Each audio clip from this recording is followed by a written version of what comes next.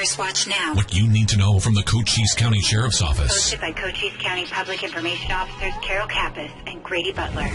First Watch on 92.3 KWCD. And it's brought to you by Sulphur Springs Valley Electric Cooperative, giving you an inside look into your Sheriff's Office. I'm Grady Butler, and with me is Carol Kappas, Public Information Officer with the Sheriff's Office, and Sheriff Mark Daniels. Good morning. Good morning, Cochise County. Hello, everyone. Well, football tonight right here on this radio station, and it's going to be called by Sheriff Mark Daniels and a special guest. We do. Jeff Davenport can't do it tonight. He's doing another community event, so the president of Cochise College, J.D. Wattweiler, will be calling the game with me tonight. So in fact, I was just texting him a few minutes ago. So the first time I've ever called a game with J.D., but it'll be the first time I think the community's ever heard J.D. call a game. So, yeah, 6:30 tonight we kick off our preseason for Buena, and then 7 o'clock is kickoff for the game. But yeah, by all means, if you're sitting home tonight, or actually, I'd invite you to all come out and be part of Buena Coats as they're taking on Betty H. Fairfax High School, which is a Phoenix school, not known for a lot of football, but that's okay. Buena needs to take advantage of that tonight. Buena's a young team, no doubt about it, but they have some talent. Their quarterback's a junior, but he's been at the helm for a little bit. They got a good running back, and they got some weapons in there, but the big thing to watch tonight is going to be their line. They lost a lot of size on their line, but as Coach Thomas has told me, I talked to him yesterday, is they're fast. So let's see if speed can overpower some weight. So it'll be a good game tonight. I think both teams are young, but I think Buena will have the advantage. So come out and show support for your Buena Coats tonight.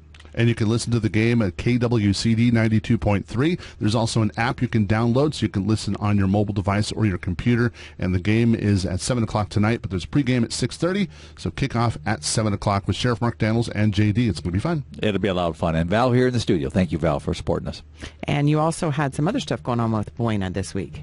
We did. I had the opportunity to speak to the Buena students. I do that on an annual basis, and so I had the opportunity to talk to the students about just life. Let's just life, what law enforcement's all about, how to navigate challenges and crises that they endure, and just being their best friend and not being their worst critic. And we know that goes for adults and kids, but kids really, they have a hard time navigating life. A lot of challenges, social media. Talk to them about smuggling, about the drugs that are coming across, and just all the things that are facing our young people right now, and also doing some recruiting. These are a lot of them are criminal justice students at Buena and looking for careers. So I always enjoy going to our schools around Cochise County, and I always enjoy going to Buena, and so it was just a good day talking to the kids.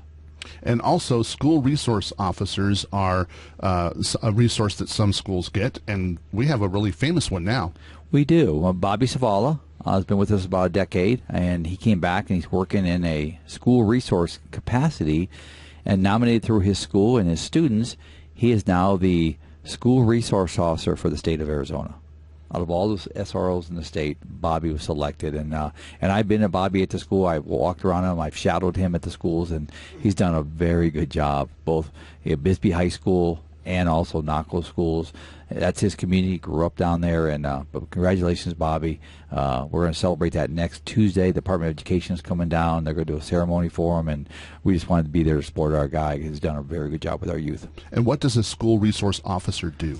Just how it sounds. They're a resource to the school. They're a resource to the students. And they really build relationships with these kids that we're not just wearing the costume. We're not the scary people. We are actually there for all the right reasons. And they also teach classes. A lot of them will teach classes, whether it be law, whether it be future focus, whatever it may be. They'll teach for the schools. So what I did yesterday, they do it throughout a semester. And so Bobby retired military, spent 20-some years serving our country. Now he's serving our community, and he's specifically serving these kids. So we're promoting SROs. In fact, Palominas is looking for one right now. We got a partnership with the Palominas School District. So if you're looking, you're retired, you're certified, say, I'd like to go do that, get a hold of us, and let's talk about that, because we're looking for an SRO for that school too. And some of the other people who are extremely busy, and a lot of them are volunteers. We have a couple on our paid staff, but Search and Rescue, they have just been kicking it out of the park, whether it's training or whether it's rescuing people. They're doing an amazing job. They really are. They're busy. They're the unsung heroes in so many ways, our Search and Rescue folks. They go out there. We have some coordinators that are paid, but the majority, 98% of the team is volunteers. They go out, once a week and train. They go out all nights, all days, to rescue people, to recover people, and to search for people. Sadly, we've had some recoveries where people pass and they have to go out and find the body, and a lot of this, sadly, is the migrants coming across the border. A lot of the rescues lately have been the migrants getting injured. We just had one the other day on that.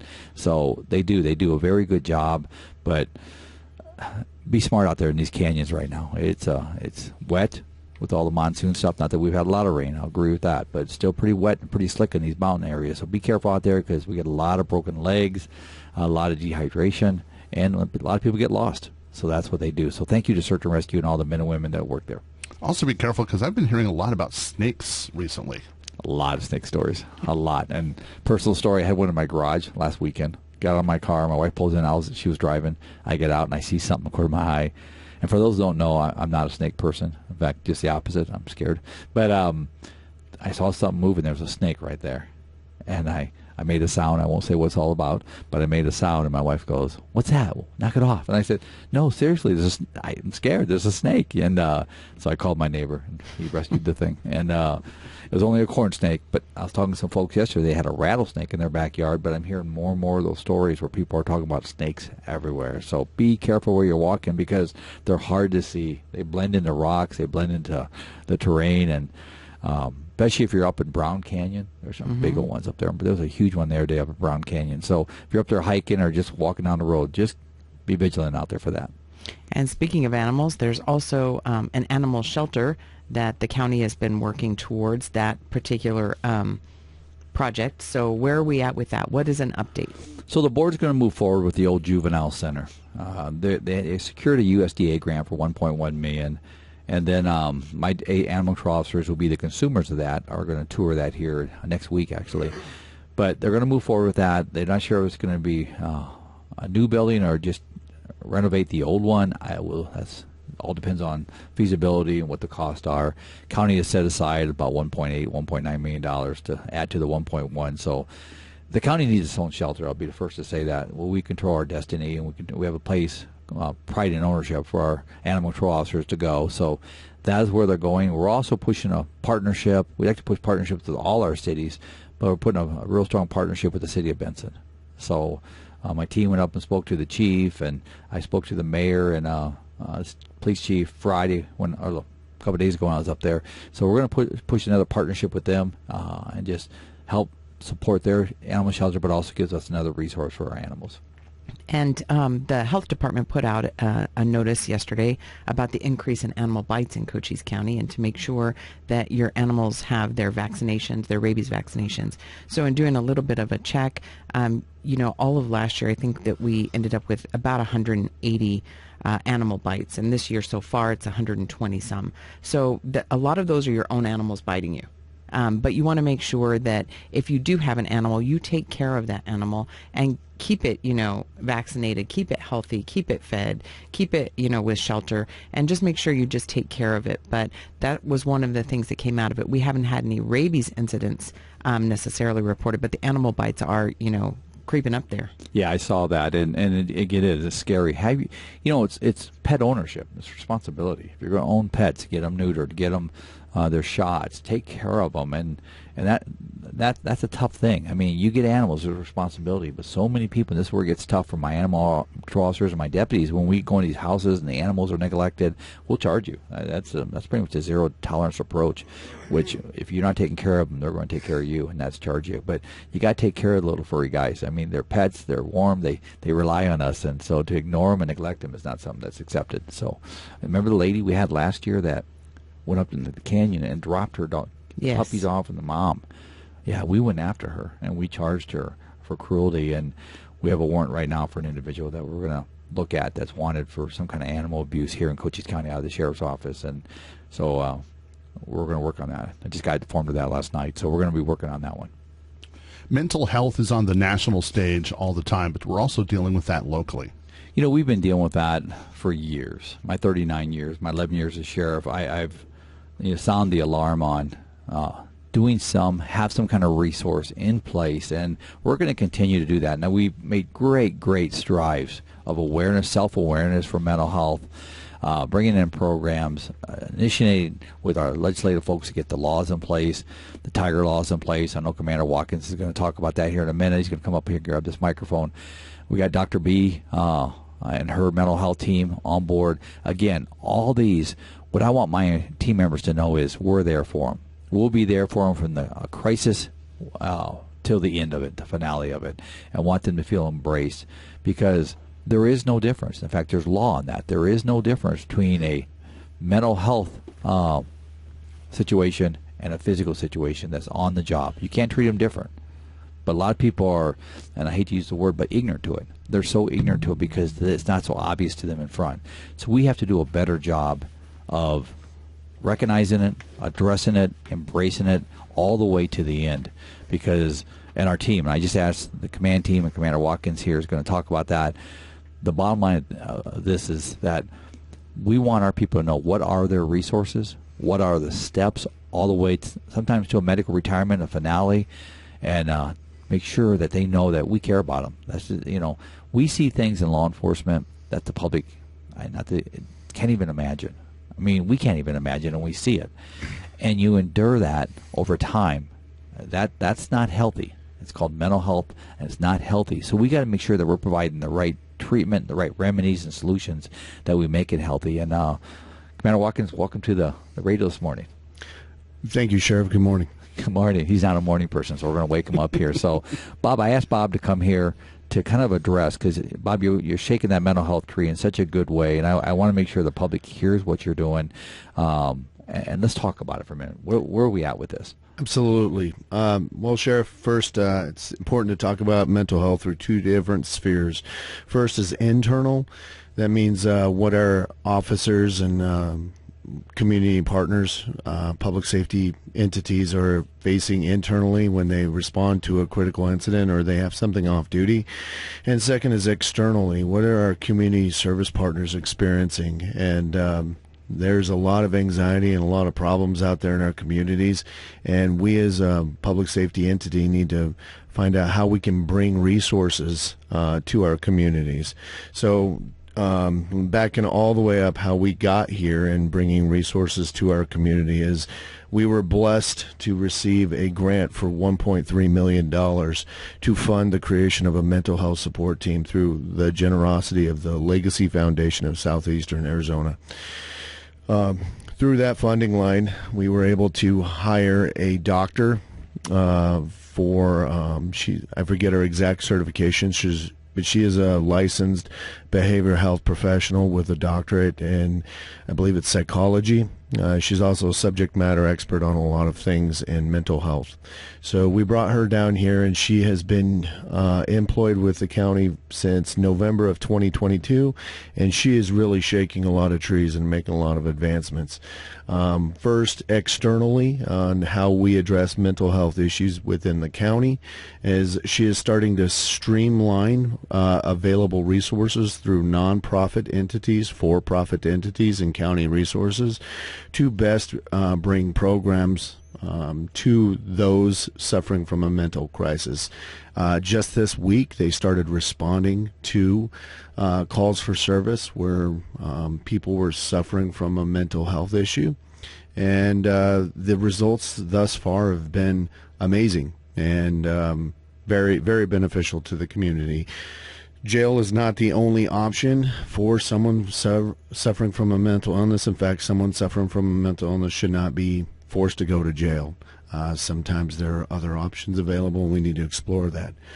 That's a whole nother can of worms that goes beyond this radio show, but it is a conversation worth having, and if anyone has any questions or comments, we're always available to answer them. Well, I appreciate everything you're doing, Bob, on that, and Dr. B and our mental health team, and that team also will be first responders for issues in our community throughout Cochise County, to include partners with our public safety, fire, police, EMS, to help them out. But having a team like that can respond into a neighborhood for that one individual that's needs that assistance, needs that help. So I'm excited to see as this program continues to grow, but most important for me is how we're providing and applying that team to our own team. And I see so many benefits coming from that as we save, because you and I had a couple conversations here in the last few months where we've had our deputies, for example, I can think of two off the top of my head, that were ready to quit.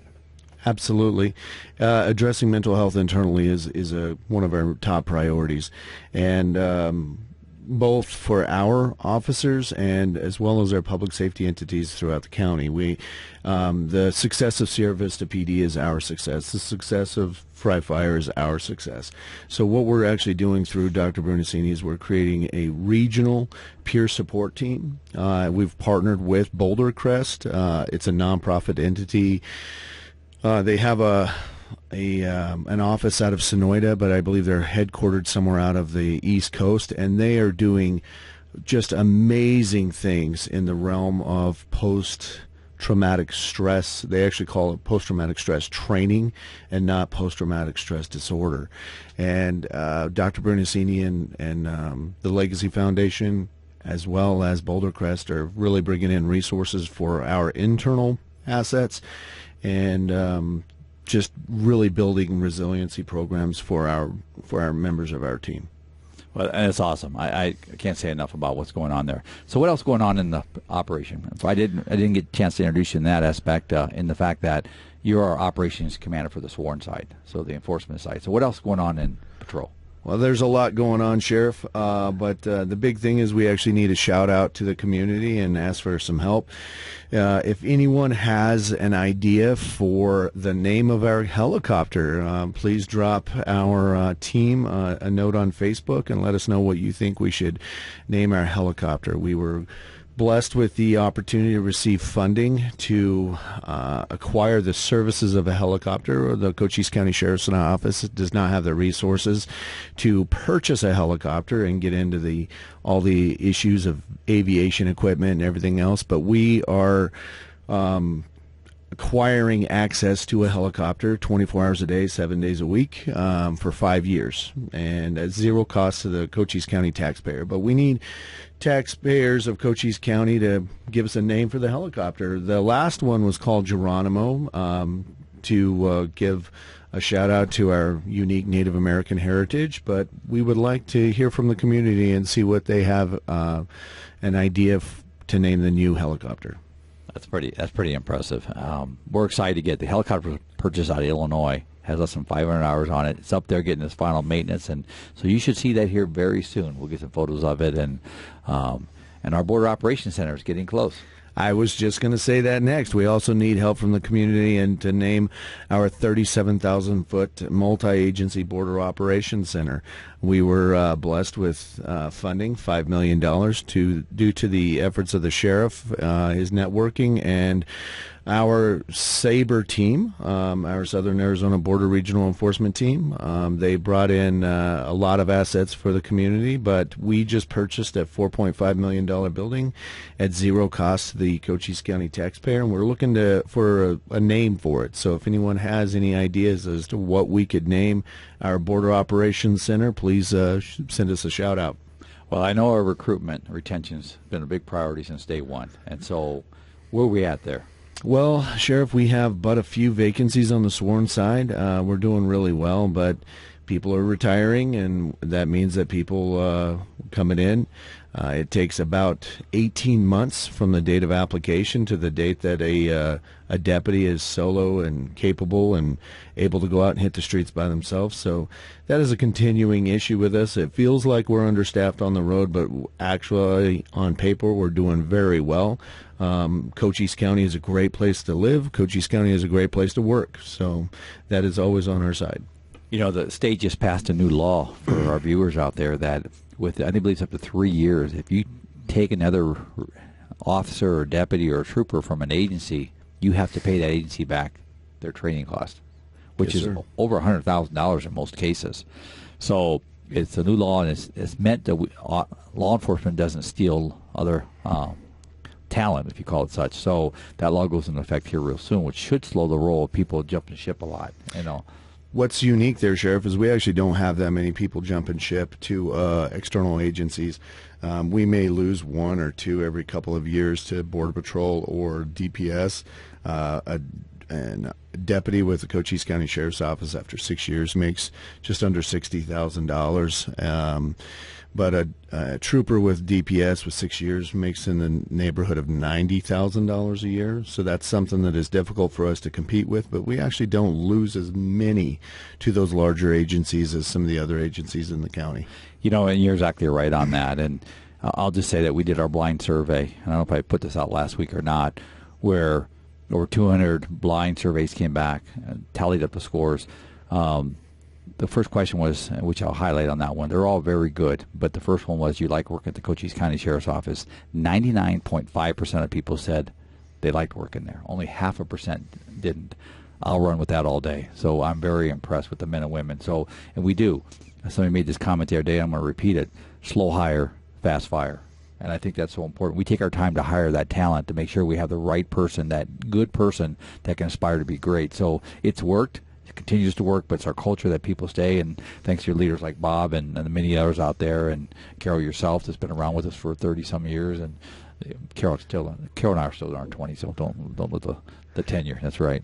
So, but no, thank you, Bob, for your contributions and all that. Thank you, Sheriff. It also has to do with our unique community. Whenever our uniformed deputies go anywhere within the community, they are pretty much overwhelmed with gratitude from the community, and that's important, and that's a very unique aspect of Cochise County. And I don't know why that is relevant to Cochise County. Maybe it's our amazing military partners and all the veterans in our community, but Cochise County is truly a unique place to live and work. Well, I think you hit it on the head. I think the veterans are a huge component to being a great community. I really do. I mean, we're retired, active, that are all over Cochise County that truly believe in this country. And when you believe in this country, the rule of law, supporting law enforcement, all that's just a domino effect of positive. So, no, I appreciate it. My job. I tell people all the time, when I see them, they thank Sheriff, thank the men and women, but also thank you for allowing me to do what I do, because we couldn't do it without this community, as there's many communities that are fractured because of that reason. 100%. So what else going on, Bob? Well, Sheriff, I am working with members of the clergy and community leaders to include Miss Dr. Jackie Clay, one of your favorite people, to bring awareness to a very important issue, of which I did not realize the degree of this problem. And honestly, I'm embarrassed that I gave my child a phone. Let me back up. 2 weeks ago, I went to a unique roundtable discussion from several state, local, and federal partners, brought together by a couple of nonprofit entities to combat child sex trafficking, cyberbullying, teen suicide, and overall mental health of our teenage citizens. And I was hit like a ton of bricks when I watched this video called Childhood 2.0. I go, as you know, Sheriff, we go all over the country talking about the awareness and what children have access to off of social media, and how with one quick search they have direct access to a fentanyl dealer who will deliver fentanyl directly to your house for $1 a pill, or put you directly in contact with human traffickers. We know this, but even I was overwhelmed and educated by the viewing of these videos called Childhood 2.0 and Sextortion. And a lot of those conversations are not appropriate for this radio station, but I beg any parent listening to this video or listening to this radio show to view the video Childhood 2.0 and watch our Facebook page, because we're going to bring similar roundtable discussions to our community, where we can table discussions where we find best practices on how to combat teen suicide and teen mental health issues here in Cochise County. Again, once again, outreach into the community for mental health and awareness. That's huge. And I've been asked numerous times about, Sheriff, when are you going to do your going around the county for community meet and greets? So we're going to be setting that up, folks, if you're hearing that, just to have that interaction, to put on some of these presentations, some highlights of what we're doing, and a lot of good things going on there, and both on the sports side, on the sworn side, detention side. So we want to share our community and share our successes, but also we need to hear from the community and say, what do you expect from us? Anything changing? What else do you need from us? We've done that. We've done it in the past, but we got to set that up here coming up. Yes, sir. Anything else you got, Bob? No, Sheriff. I think we're good. It's good to see you here in the morning so early. You know, It is. I know you're not a morning person. We'll see you out there at midnight, 1 in the morning, but getting you up this early. So I appreciate you taking the time. I know you get to get your kids to school and do things like that. So, Bob, thanks for being on the show. Absolutely. Thank you. Thanks for coming and talking to us, Commander Watkins. Well, I understand, Sheriff, you have a unique story you want to share with us this morning. I do. I was at a business yesterday, and I call this my conscience-driven story. Not my personal, but this is, we all live off conscience. That's what keeps us from doing right and wrong. Well, yesterday, I was at a business, and the mom had 2 young kids with her. So the kids waved at me. I was getting on my patrol car. So I walked over to the kids, and I gave them both a plastic sheriff's badge. And I told them, I said, now this badge means you got to be good and listen to mom and dad, do all the right things at school. And they said, we will. Just cute kids. Well, the mom asked, she said, can I talk to you? So we stepped aside, and I said, what can I do for you? She goes, can you do me a favor? I said, what's the favor? She said, I was at a store, and the kids got a little hectic. And she goes, I took the purse and put it in my purse. And she opens up her purse, and there's a purse in there. She pulls out, and it still had this, the store security tag on it. She goes, here you go. Will you take this back to the store for me? Now, we all can read into that story. You all can read into that what just happened. I say story because this is what happened. So I thought about it for a minute. So I did. I took the purse, took it back to the business, and gave it back to them. Discussed what happened with them. And but it's a conscience-driven story. I truly believe the mom saw me and talking to the kids, and the kids were, they're so excited to see law enforcement. They're so excited to get their badge, and they were doing the right thing. So I think consciously, mom saw that and said, "I got to confess to this. I got to get this product back to the store." And so, again, I appreciate your mom for doing that. I won't go any deeper about why you took it, but the bottom line is we got the property back. Most important, and there's a lesson in that. So I wanted to share that story this morning. And that's an amazing story, actually. We were talking about that before we started here. Yeah, that's the first one for me, I'll just say. So you were busy in Benson the other day. So what were you doing with their Southeastern Arizona Economic Luncheon? Yeah, I had the opportunity. I got invited up there, went up there, spoke for a few minutes while I was up there, but just well attended. They had the youth club out of Benson there. Juan Cisomani, our congressman, was there. They got a new CEO at the hospital. They announced that. I believe it was Gary Karshner. Dr. Gary Karshner will be the new CEO at the Benson Community Hospital. And so it was just a nice event. I would say 50 to 60 people were there at this event, and well attended. They had schools there. You had business owners there. I mean, on and on. But it was just nice to talk to people, see some different folks I hadn't talked to, and different business owners. So it was refreshing. So way to go, Benson, doing a good job up there. Well, when we drive around Cochise County, you can always see people on their cell phones, and you wanted to talk about that this morning. I do. I made a stop this week on an elderly person at the light. They had their cell phone in their hand. They took off the cell phones in their hand. I could see them right behind them. Made the stop, and she asked me why I stopped her. I said, because, ma'am, you're navigating a cell phone. You can't have a cell phone when you're operating a motor vehicle. And she said, I did not have a cell phone. I said, ma'am, I saw the cell phone. Okay, I lied. I'm sorry. She goes, I didn't want to get in trouble. Folks, put the cell phone down. Bottom line, this morning on the way here this morning, two intersections, I'd hit the horn just because the people were so, and I'm assuming cell phones. I can't say for sure on this one. But the light turned green, they did not go because they're doing something else. Folks got to pay attention to their driving. And I think everybody out there understands what I'm saying. I'm not trying to be hard on that, but I'm being real with it. It slows down the flow of traffic. It's distracted driving, which is a violation of the law. And navigating that phone is a violation of the law.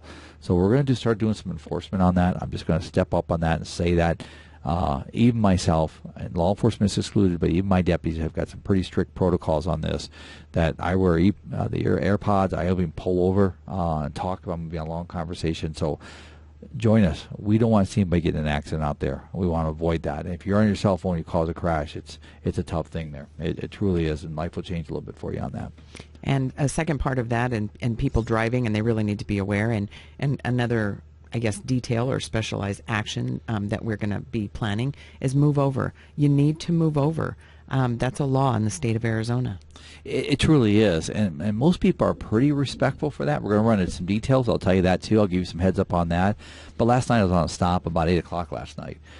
Car was going 15 under the speed limit, driving with the high beams on, coming in into Hereford. I stopped the car.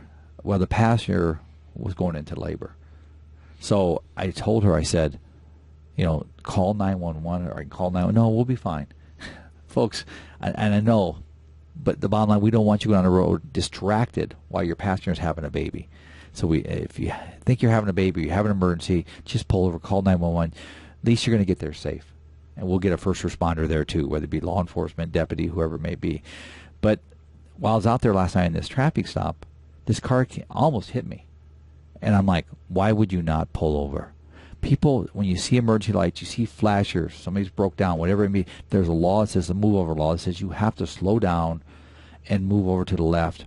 Or if the lane is blocked and you can't move over, then you have to at least slow down. So we're going to run some details on that. And Grady, hope you'll come out and film that with us, and we'll put that on our Facebook.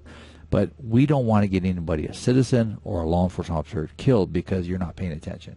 And then you combine that with navigating a phone or operating a phone. So, again, you're going to see some enforcement come up on that, I'll just say. Well, Sheriff Mark Daniels, we thank you for coming and talking to us today. And before you go, invite us all to football tonight. Yeah, join us tonight. We'll be at Buena tonight. We're taking on Betty H. Fairfax High School out of Phoenix. Pre-game's at 6:30. The kickoff is at 7 o'clock, 92.3. J.D. Rottweiler, president of Cochise College, and myself will be calling the game. Val here at the studio. Hopefully we'll hear you at 6:30 tonight. Thanks, everyone. Be safe. And, Carol, who do we have coming in next? We have Tammy Jo Wilkins. First Watch on KWCD Country is brought to you by Sulphur Springs Valley Electric Cooperative. It's First Watch now. Hosted by Public Information Officer Carol Kappas and Grady Butler. On 92.3 KWCD. And it's brought to you by Sulphur Springs Valley Electric Cooperative, giving you an inside look into your sheriff's office. I'm Grady Butler, and with me is Carol Kappas, Public Information Officer with the Sheriff's Office, and our next guest. Welcome back, Cochise County. And we have Tammy Jo Wilkins here. And we've got to say, in February, at the end of February, she started as interim director of CCOM, the Southeastern Arizona Regional Communication Center.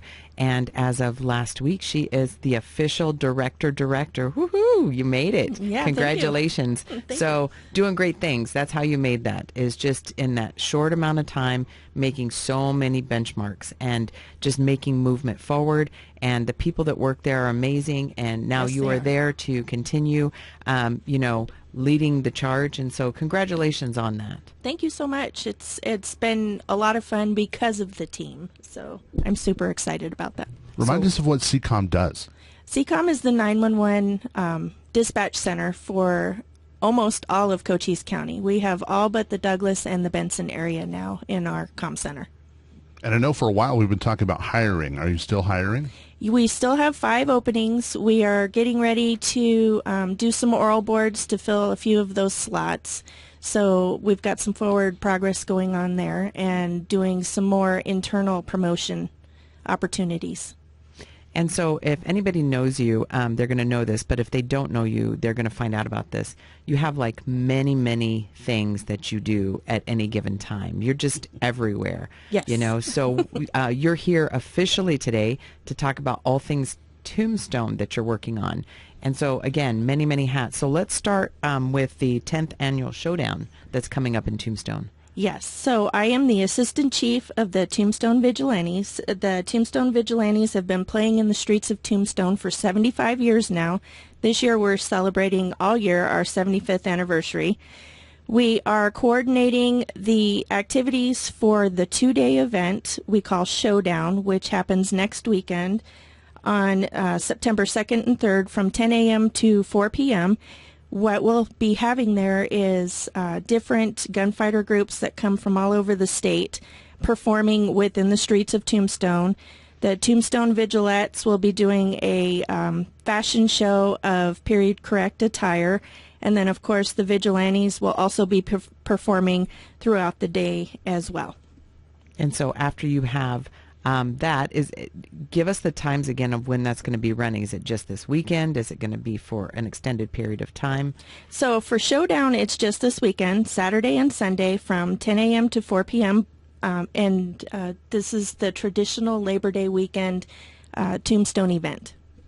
What's kind of cool is the Tombstone Vigilantes, a lot of people might not know that they're actually like raising funds for lots of cool things in Tombstone. Tell us that angle of the Vigilantes. Yes, so we are a nonprofit organization, and any donations that we get for being out on the street, we run a hanging tree, we sell raffle tickets for a gun raffle every year, and any of the money that we get from doing that in the streets, we actually give back to the community. This year so far, we've provided donations to the Tombstone Fire Department, the Tombstone Marshal Office K-9 Unit, and the Tombstone No-Kill Small Animal Shelter. And then we've provided some funding to the local high school, and we're raising funds for the Santa in the Park that's coming up in December. So we've got our hands in a lot of fun events within Tombstone. Do you have to donate money through a raffle or through when you're on the streets? I mean, you don't just hand $20 to somebody, right? How does that whole thing work, and how can people donate to you? Well, it's kind of funny. So during a show day, we have ladies go around and pass the hat, and then we have some of the cowboys go around and pass the hat right after we perform a skit. And mostly I get my husband out there, and he gets more money than the rest of us, but whatever. And then we have a hanging tree in the streets, so you can go get your picture taken being hung in the streets of Tombstone, or sit up in a coffin and get your picture taken. We give you a death certificate, and then we ask for a donation just to give back to the community after you do that. So the Tombstone Vigilantes are a lot of fun, and of course now that we know they've raised money, so support the Tombstone Vigilantes. They're really cool. But also, you have a really special announcement for an event coming up in October. Yes, so my other hat of multiple, I am on the board of directors for Eldorado Days, and I am in charge of organizing the annual parade, which has gotten bigger and bigger every single year. It's a lot of fun. But I did receive word that Barry Corbin will be here all 3 days of Eldorado Days in October. That's October 20th through the 22nd, Friday, Saturday, and Sunday. He has high hopes to attend the bull riding event on the evening of the 20th, and he will be a part of the parade on the 22nd. He will have a one-man show occurring at Shefflin Hall. More ticket information will be coming out soon from the City of Tombstone. You can find more information on the Tombstone Chamber of Commerce Facebook page or website, and Discover Tombstone Facebook page or website. Now, what's cool about Barry Corbin is he was recently in an episode of Yellowstone. That's like his most recent thing. But I know him from the 80s. He was like always the bad guy of the week in shows like The A-Team. Yes. So I'm like excited to meet him just from the 80s point of view. But he's done a lot of cowboy stuff as well. Yes, he's super excited. So he was supposed to come 2 years ago and had to cancel for a shooting event that he needed to go and show up for. But he called and reached out to one of the members of Tombstone and asked if he could come for Eldorado weekend. And he wants to stay for the whole weekend because he's heard so many good things about Eldorado, and he's super excited to be a part of the community. Yeah, make sure you go ahead and Google him if you're not quite sure. But Barry Corbin is a star. I mean, he is. It's going to be neat to have him in Tombstone. Yeah, I'm pretty excited. Yeah. Remind us of those dates one more time. For Eldorado Days, it's October 20th, 21st, and 22nd. And is there a cost for that? Do you just show up to Tombstone? And I mean, yeah. So for Eldorado Days, it's going to be pretty similar to Showdown, but at a much larger scale. We'll have activities in the streets of Tombstone on Friday, Saturday, and Sunday. Sunday is the parade, October 22nd.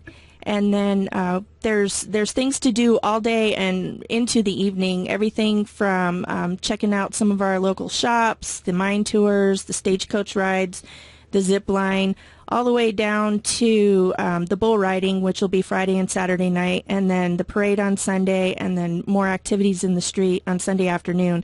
So there's a lot to do. Saturday night will be Barry's one-man show. I don't have the ticket prices for that. That is the City of Tombstone helping with that one. So we'll have more information here in the near future, but there's plenty to do for all ages. And we'll have you in again as we get closer to Eldorado Days to remind us of all the fun stuff that's going to be happening. So before you go, next weekend is your Showdown event. Invite us to that one more time. Yes, please mark your calendars for September 2nd and 3rd from 10 a.m. to 4 p.m. both days. as the historic streets of Tombstone come alive with the thrilling, entertaining Showdown in Tombstone event, proudly sponsored by the Tombstone Vigilantes. First Watch on KWCD Country is brought to you by Sulphur Springs Valley Electric Cooperative.